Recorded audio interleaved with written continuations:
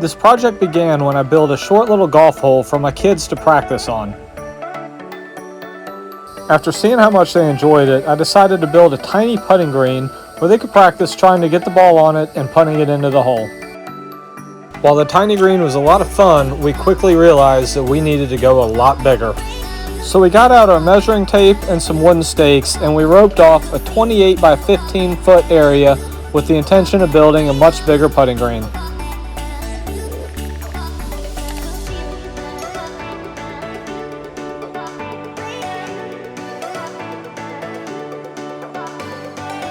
While we were sad to see the tiny putting green go, we knew that something much bigger and better was in the works.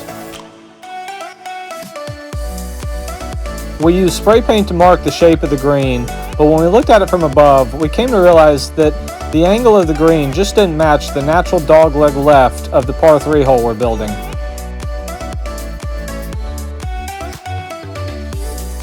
So we got the wooden stakes and the rope out again, and we made the late decision to change the angle of the green to what we thought would match up with the dogleg left better. This decision turned out to be a really good one, as we were very happy with the way it turned out. Once we were happy with the final design of the green, we got our tractor and the box blade out, and we tilted the angle of the box blade to dig trenches so that we could start digging the high end of the putting green. There's about a 4 to 5 inch slope from the high side of the green to the low side of the green, so we're going to go back and forth as many times as needed to try to level this out.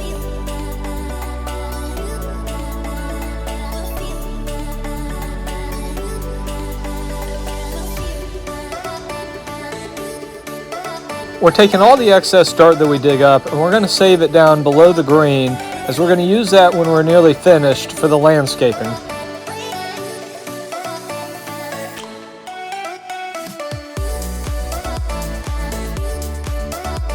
Once we're finished with the grading, we're going to get out our stakes and our rope again, and we're going to get the spray paint out one more time to mark off our green.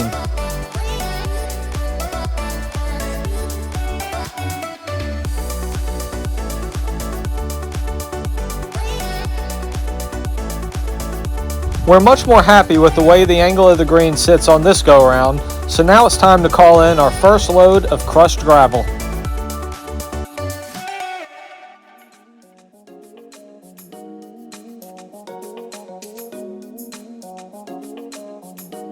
Next up, we spend a couple of weeks moving somewhere around 50,000 pounds of crushed gravel using nothing more than a shovel and over 100 gator loads.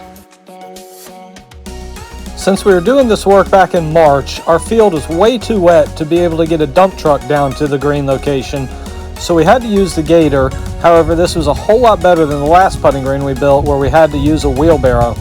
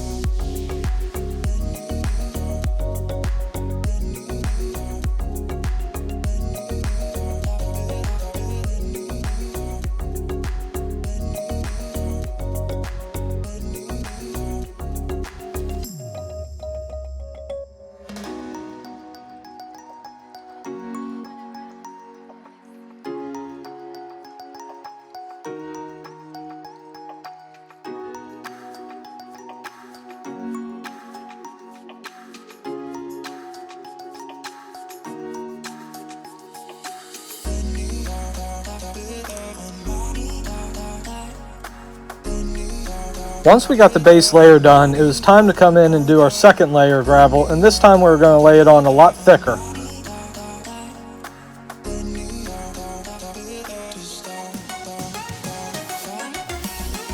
This time I was fortunate enough to have my reinforcements show up and help me get the heavy lifting done while I was able to kick back and get a little bit of rest.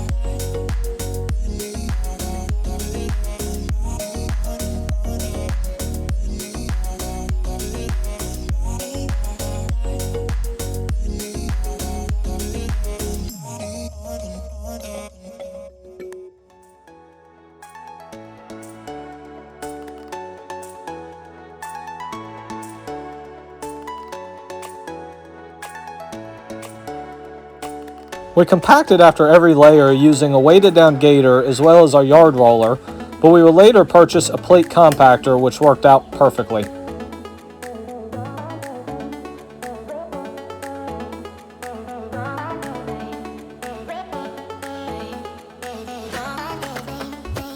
At this point, we thought we had the final thickness of the subbase fully complete, so we started working on what we thought would be the final shape and grade of the putting green using nothing more than hand tools. But we quickly came to realize that this was going to be a lot of tedious work and that there was a much better way that we could get this job done.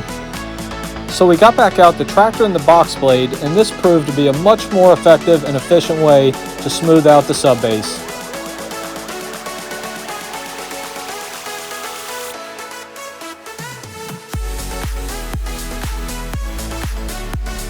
After consulting with a professional, we came to realize that we really needed to have a border around the green, so we made the decision to go back in and add a landscape edging around the entire green, which turned out to be a great decision. This would have been a lot easier to do before we put all the crushed gravel in, but it turned out to be well worth the extra efforts.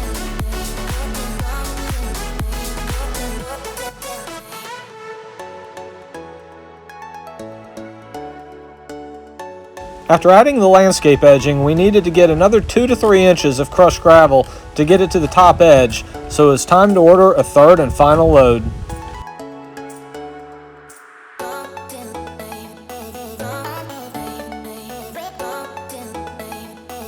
This unfortunately meant, however, that we had to shovel about another 30 gator loads of crushed gravel to finish it off.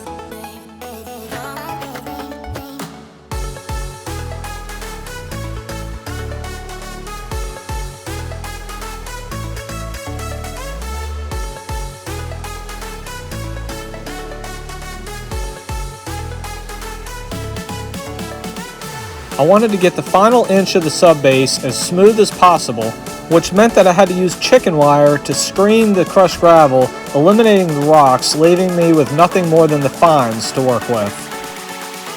While this was a lot of extra work, it really paid off.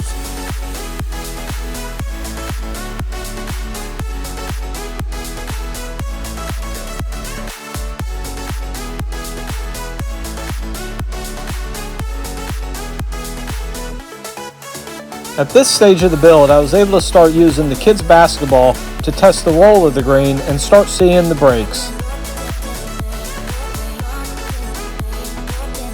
At this point, I decided to purchase a plate compactor rather than renting one, and that turned out to be another really good decision. My decision to purchase instead of rent was based on the fact that I really needed the plate compactor for the last couple of weeks to finalize the subbase, and it would cost me about the same to purchase versus renting for 2 weeks. And while I purchased the plate compactor from Harbor Freight, it really turned out to work solid and I had no problems with it whatsoever. We wanted to get the roll of the subbase as perfect as possible, so we continued screening the gravel and we used our landscape rake and a level every step of the way to the finish.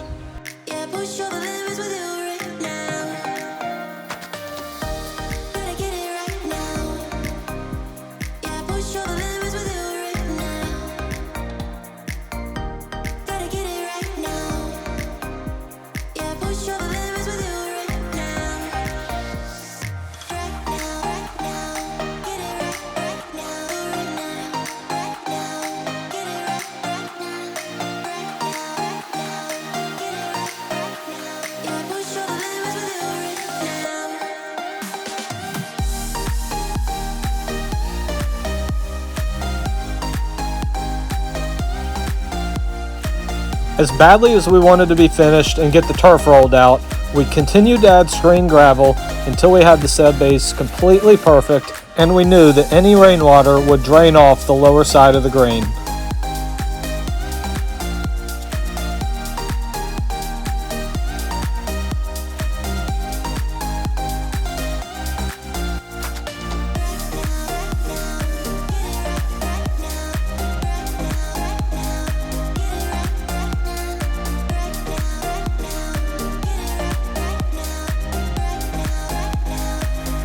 After our final compaction, we were able to roll a few putts and see exactly how the green would break when the turf was on.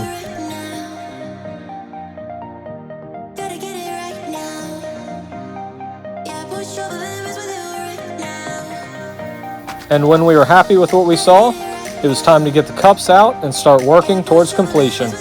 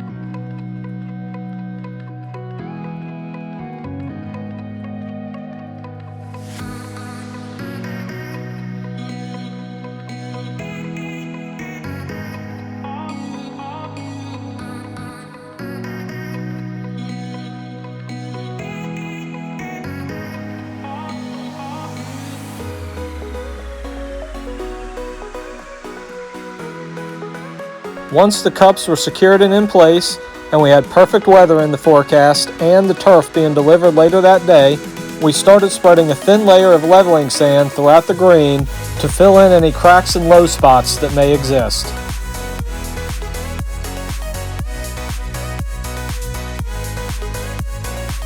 And finally, we spread a very thin layer of playground sand using our drop seeder, making sure to cover the entire green evenly and then brushing it in very gently.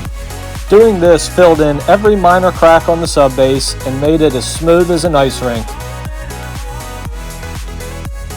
We used our yard roller for the final compaction, as that allowed us to keep the subbase extremely smooth.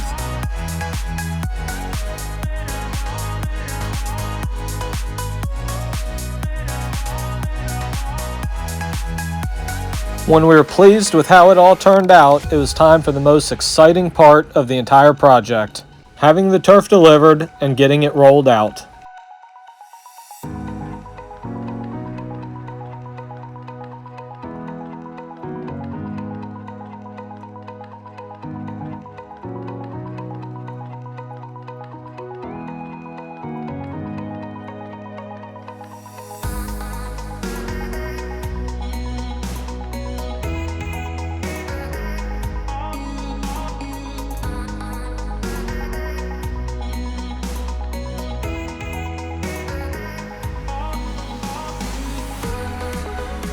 We tucked the excess turf over the edging and then used landscape staples to secure it in.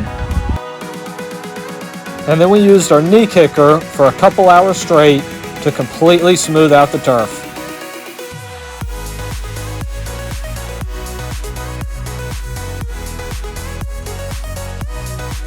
If you want to see more detail of each step we took to build this putting green, go see our DIY putting green build playlist, as we documented every step along the way.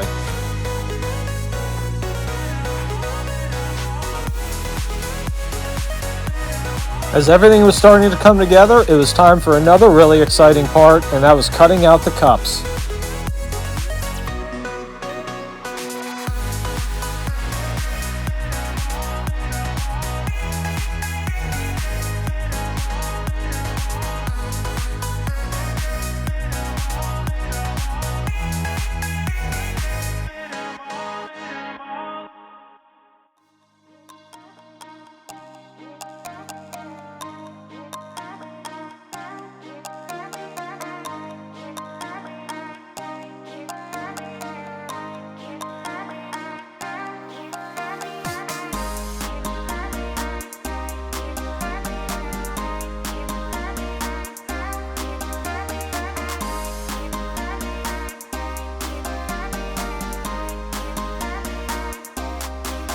Next up, we got the tractor and the box blade back out, and we moved all that excess dirt that we had saved up, and we started doing the final landscaping around the green.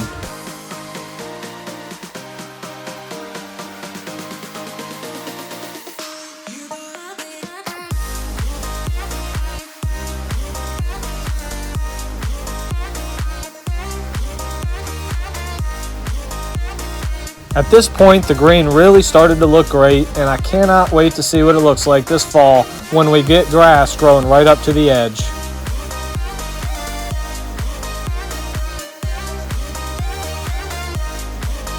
The last step of the entire build was to spread a 30-50 silica sand across the entire green to make this thing roll just like a real putting green. Once again, we used our drop seeder to dump 1,250 pounds of sand throughout the green evenly and get it all brushed in, and this made a tremendous difference in how well the ball rolled on the turf.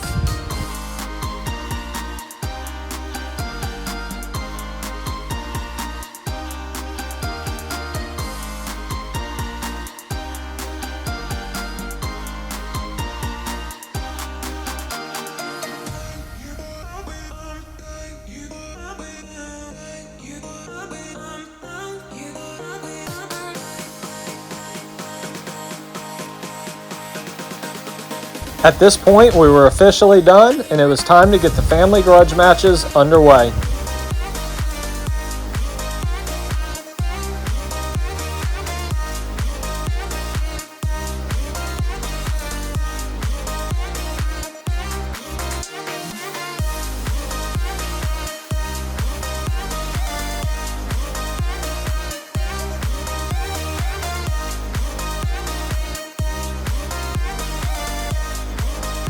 Thanks everybody for watching. If you enjoyed this video, be sure to hit that thumbs up button for us. And we plan to continue building our dream golf homestead by taking on as many golf projects as we can possibly dream up. So be sure to subscribe and follow along.